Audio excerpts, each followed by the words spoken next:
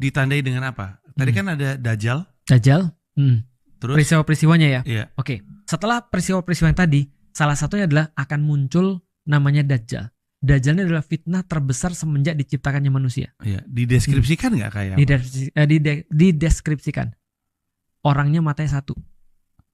Matanya literally satu. Matanya literally satu, satunya ketutup, satunya kebuka, dan di atas jidatnya tertulis kafaro, kafir. Damn.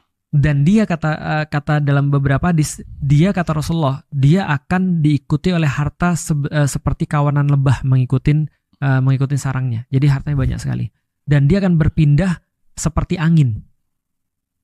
Dalam hadis yang lain yang lemah banget, katanya mata Dajjal katanya kendaraan Dajjal ada 4, matanya ada 4, dan banyak sekali mata-mata lain di sisi-sisi badannya. Pesawat. Oh iya. Ini makanya tadi saya mau ngomong, ini membuat kita semua suzon sama orang kaya ya. Betul. Elon Musk. Nah, Bill Gates. Tapi itu kan lemah ya. Tapi yang jelas dia memang berpindah seperti angin, cepat. Ya kalau zaman dulu mungkin orang bilang wow, zaman sekarang ya kan naik jet. Kan bisa aja. Nah, dan kemanapun dia pergi dia akan membawa surga dan neraka. Tapi tipuan. Yang nolak dia akan dapat neraka, yang nerima dia akan dapat surga. Stick and carrot. Dan kalau misalnya ada yang nerima dia, itu tiba-tiba panennya meningkat. Segala macam jadi bagus. Yang nolak dia paceklik.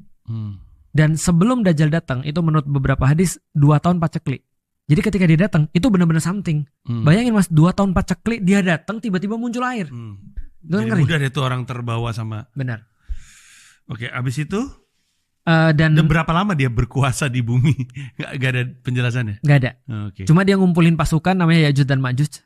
Ya'juj dan Ma'juj dulu kan terperangkap oleh temboknya Zulkarnain. Turunnya seperti air bah. Kalau air bah berarti dari utara ke selatan dong, turun dari atas ke bawah. Nah itu menandakan mungkin bisa jadi adalah orang-orang, mohon maaf, Mongol, Cina dan segala macam yang ada di atas itu, Viking dan segala. Nah itu turun bantu dengan Dajjal. Sampai satu waktu dia ngumpulin 70.000 Bani Isfahan, Yahudi dari Bani Isfahan. Kumpul, lalu kemudian dia pergi ke Baitul Maqdis. Karena dia mau pergi ke Mekah nggak bisa, Madinah nggak bisa, dia pergi ke Baitul Maqdis. Di Baitul Maqdis waktu itu tanah itu sudah damai dan dipimpin oleh seorang pemuda. Nah pemuda ini yang nanti akan ngimamin di subuh hari. Subuh hari dia lagi ngimamin, pas dia lagi mau jadi imam sudah komat, tiba-tiba orang bilang ada Isa di depan, lagi sholat subuh. Ini settingnya jelas sholat subuh nih. Ada Isa.